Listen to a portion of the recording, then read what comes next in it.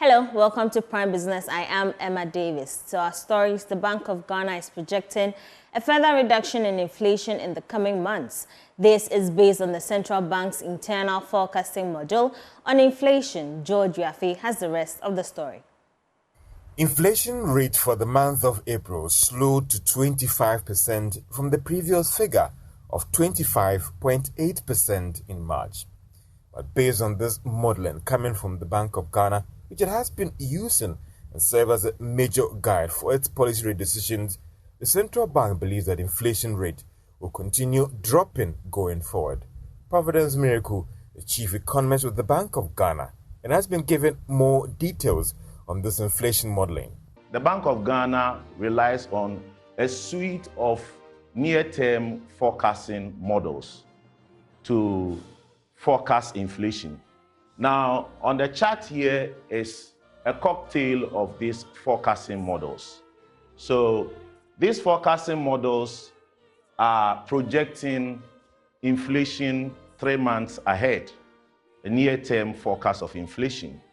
And as we look at the chart here, we can see for the month of May, 1 month ahead inflation forecast.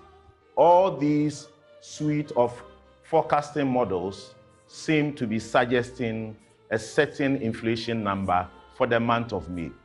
Now, let's take, for instance, the seasonal auto-regressive integrated moving average model, the SARIMA.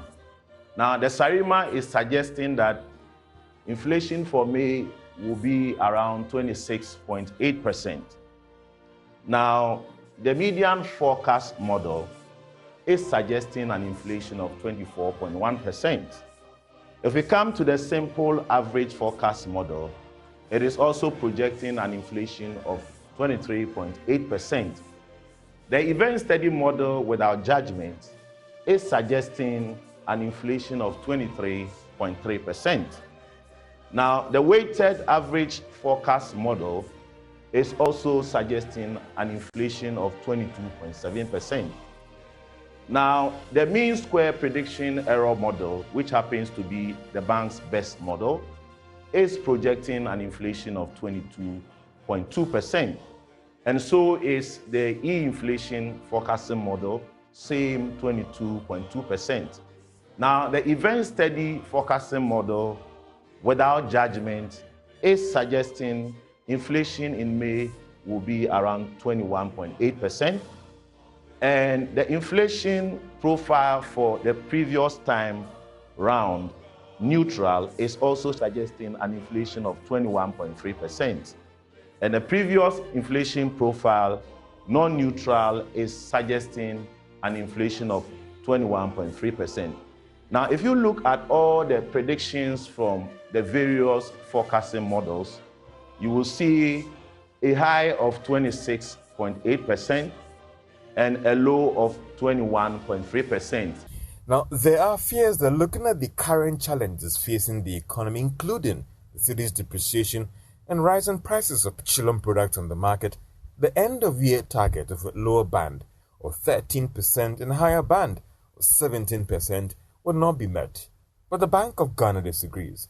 Mr. Miracle has been giving us more details on this modeling and projections. Professor Lord Mensah is cautioning the Bank of Ghana not to overlook some external factors that may affect their projection that inflation may decline in the coming months. Yes, I was watching the projections and then the models that were used. I mean, clearly these are in-series models. And when I say in-series models, we are talking about looking at past inflation and how they feed into the future inflation.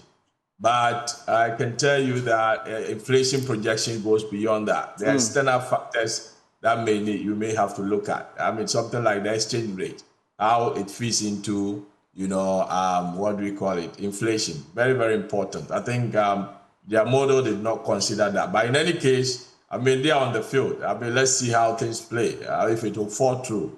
But I'm afraid to tell you that inflation is not likely to come down as expected. Banking consultant Dr. Richmond Etiahene has advised the Bank of Ghana to track, trace and capture remittances as a short-term measure to stabilize the cedi. According to him, it's about time the regulator puts in place a mechanism to receive all remittances to support the cedi's stability. Here's more. The cedi for the past couple of weeks now have come under serious pressure. In the first quarter of 2024, the cedi experienced an average depreciation of approximately 8.8% against major trading currencies. In the initial 5 months of the year, it had depreciated by 17.7%. This development, businesses say, is crippling the operations, forcing them to fold up. To this end, the Ghana National Chamber of Commerce and Industry organized a national dialogue series to proffer policy recommendations to the government to create a conducive business environment. Speaking to Joy Business, banking consultant Dr. Richmond Etiahene asked the Bank of Ghana to track, trace and capture remittances as a short-term measure to stabilize the fallen cedi. People are holding on to the foreign exchange. So when I say track, trace and capture, what I mean, they should go by the old ways where we can capture all remittances rather than people becoming owner of the foreign exchange, which is in contravention of the Foreign Exchange Act 726 2006. It's the first short-term strategy. And that we're saying that we should do it as fast as ever. They know them. They can bring them on the table and tell them, Charlie, what we did. Now it's not good for the currency. Why don't we do the right thing? So they should take the urgent steps to do that. That's why I call this as a short-term strategy. President of the Ghana National Chamber of Commerce and Industry, Dr. Clement Sayamwaku, called on government to put in urgent steps to remedy the situation since most of their businesses are bearing the brunt of the depreciating cedi. I believe that it is not a bad thing for even your currency to be low. It depends on what you have to do with it. When you have a low currency, it means that you must encourage exports. What is the government doing to the exporters? The support that will give them incentive to help them to export to the rest of the world. In China, in Turkey, those key exporting countries, look at their currency. No matter how low it is, it has to be low to be very price competitive into the rest of the world. I believe that there's more to do than what we are seeing. Chief Executive Officer of Petrosol Platinum Energy Limited, Michael Bosenbill, highlighted some pointers businesses can navigate their way out of the turbulence of the cedi depreciation. When you are in, tough, critical moments, what do? You have to make sure you concentrate on the things that matter, the things that have to, help you sail through the phase so that you be alive after the crisis. And so the focus should be on not capital expenditure. I mean, if you have to do capital expenditure, because, for some of us in our industry, you cannot totally avoid, capital expenditure, but you need to manage it or you cut it down. The National Dialogue Series was on the theme navigating the rapid depreciation of the cedi, surviving in the midst of the crisis. For Joy Business, Pius Kojubaka. Government is making some significant progress towards signing debt restructuring agreements with bilateral creditors. Finance Minister Dr. Mohamed Amin Adam is embarking on some final round of engagements with these creditors in Nairobi, Kenya. There is more in the following report. Joy Business is learning that government is almost through carrying out the necessary scrutiny and review of the draft Memorandum of Understanding covering the terms for restructuring the bilateral debt. This development could ensure that government secures this final agreement signed with the bilateral creditors before the IMF board meets on Ghana's program next month. The IMF had earlier indicated that it is going ahead to meet Ghana based on the financing assurance received from the bilateral creditors. However, based on this development, it appears the IMF may have everything that it needs for it to approve Ghana's second review under the fund program and approve the disbursement of some $360 million. Meanwhile, the Finance Minister Dr. Mohamed Amin Adam has been engaging creditors and investors in Nairobi, Kenya on the sidelines of the African Development Bank annual meetings. This includes some investors that are holding Ghana's Eurobond that government is also working to restructure. The minister has also given the assurance that it is committed to fiscal discipline this election year. Government is hoping that it will be able to finalize negotiations with these Eurobond holders in the coming weeks. President of the Chartered Institute of Logistics and Transport, Engineer Mark Amwama, is calling on practitioners in the transport and logistics sector to do their work efficiently. According to him, the inefficiencies and gaps when undertaking logistics and distributions operations force users to incur additional costs. He was speaking at the 2024 Logistics and Distribution Management Workshop. The Logistics and Distribution Management Workshop, organized by the Chartered Institute of Logistics and Transport, focused on building the capacity of members in managing logistics functions and assets, physical distribution operations, and customer value to gain competitive advantage through optimizing distribution networks. In an interview with Joy Business, President of the Chartered Institute of Logistics and Transport, Engineer Mark Amwama, cautioned practitioners to ensure efficiency in their logistics and distribution processes.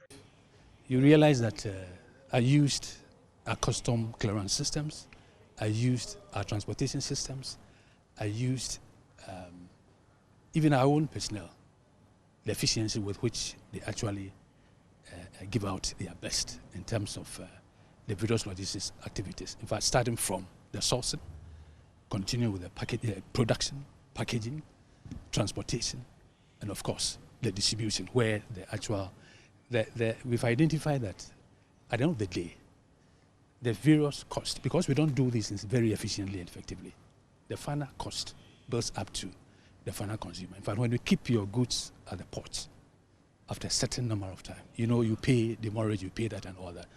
In fact, an importer who has gone through that will just pass on the cost to the customer, the final consumer. What do we say? We say things are expensive, we try to blame and all that, yeah. So these are some of the inefficiencies that we want to come here to address. The Chartered Institute of Logistics and Transport is the leading international professional body associated with logistics and transport.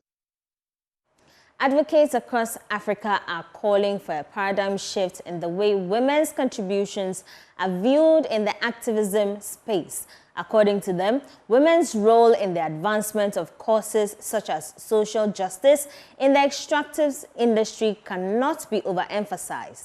This was highlighted at the Africa Regional Conference on Women in Energy Movement Building, where women leaders from Uganda, DR Congo, Kenya, Tanzania and Nigeria converged here in Accra. There is more in the following report by Joy News' Kenneth Awachi Dako. The women came from different faith communities to present how the activities of their respective governments and corporations in the fossil fuel and extractive sectors are contributing to environmental decay. At the event organized by Green Faith and SYND Ghana, they shared personal stories of how institutional and socio-cultural bottlenecks have stifled their efforts to seek justice. If the government can help us by either stopping this or making it in a very, in another way, like we can mine, but organize the water, like do it in a way that it will not harm the community. Because right now, when they finish the mining, they just leave the water to travel in the community. So it goes to affect all other water bodies. And that is killing us slowly. As women, we have a lot of challenges. And one of them is cultural challenges. I can say somehow religious challenges, but religion, I think, is being stereotyped. Because as Muslims, the religion has really protected women, but there are a lot of stereotypes in the community that pulls women down. So one of them is a lot of women are very poor in my community, and there's also lack of education.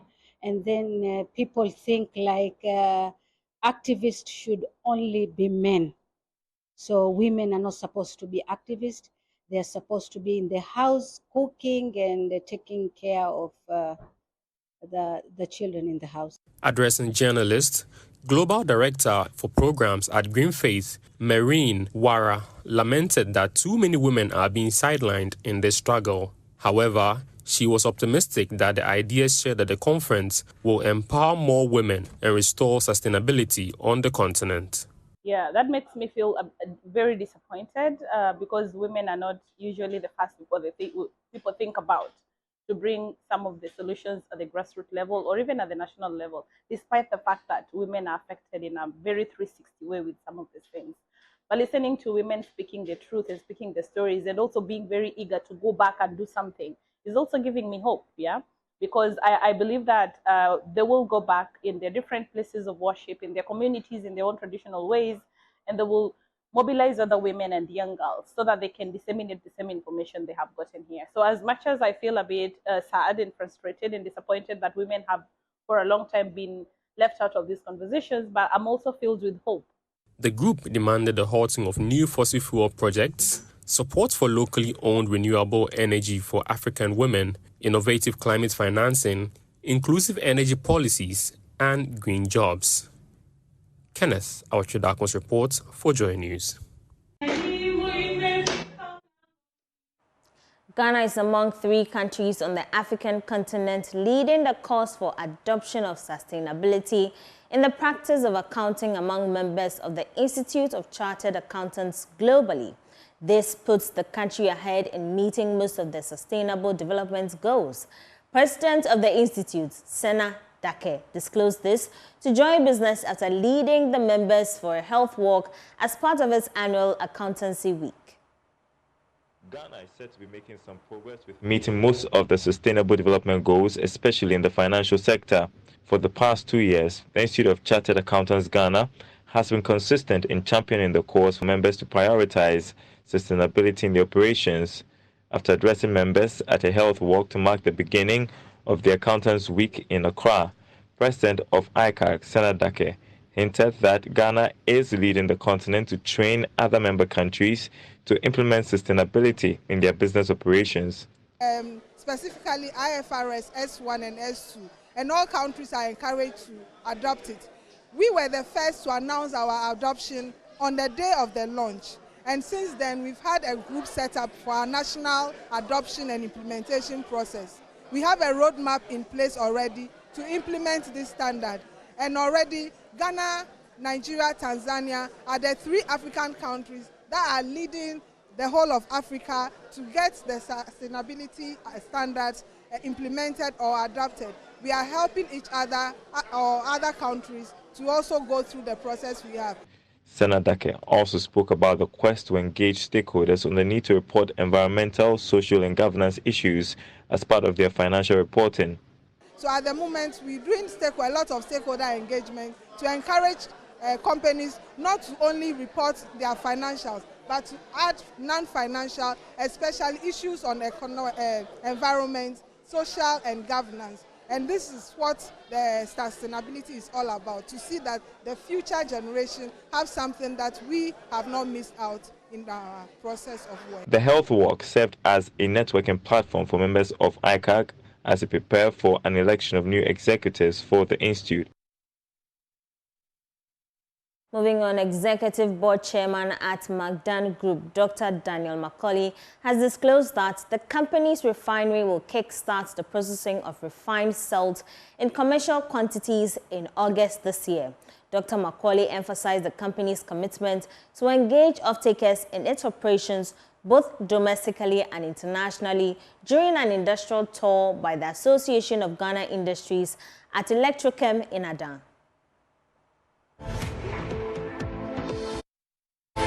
At recent stakeholders meeting, the general manager of Benso Oil Palm Plantation, Samuel Avala Awene, members of the Association of Ghana Industries recently visited Electrochem, a subsidiary of the Magdan Group specializing in industrial salt production in Adan. The tour aimed to give AGI members a first-hand look at Electrochem's operations. In a welcoming speech, Dr. Daniel Macaulay, the executive chairman of the Magdan Group, highlighted the company's commitment to collaborating with future buyers or off-takers of their refined salt as the company's refinery is set to kickstart operation in August this year. And the interesting thing which is about happening is sodium batteries. Elon Musk, as we speak, is using the Chile salt mine, producing battery for the Tesla engines. And this is environmentally friendly, sustainable. You've seen it by yourself.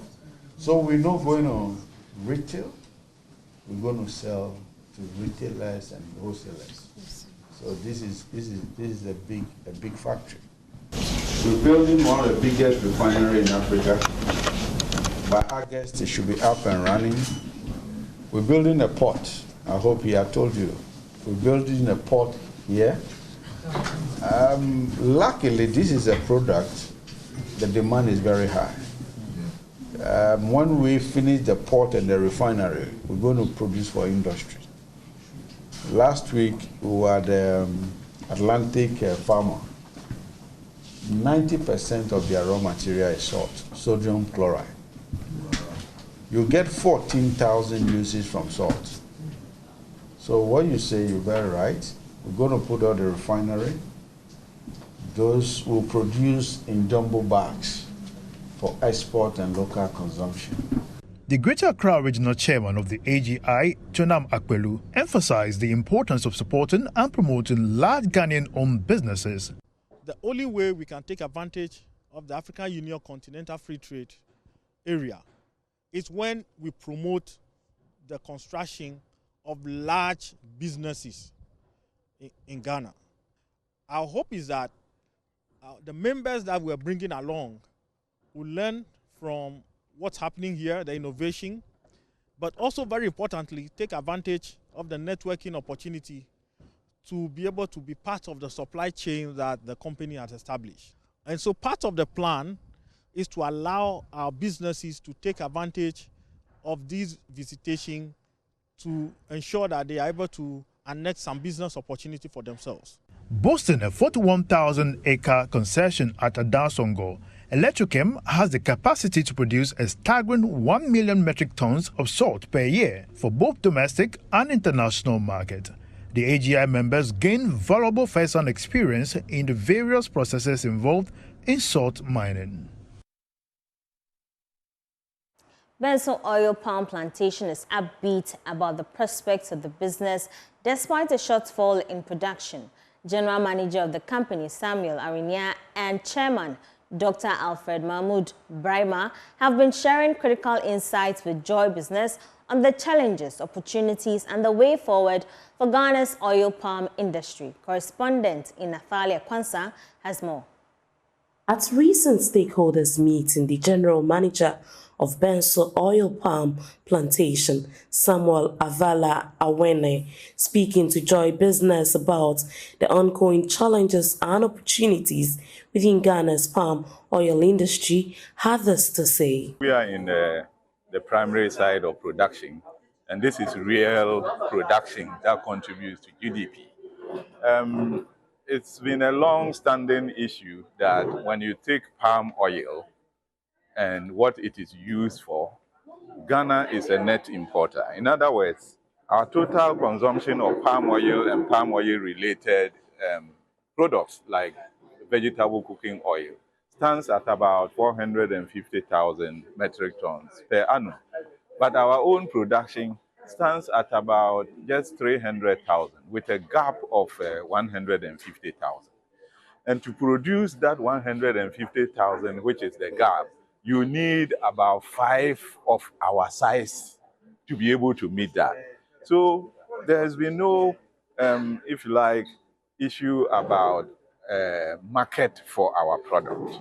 So that gives us the assurance that we have a business that goes to the very core of food safety and food nutrition of the Ghanaian people.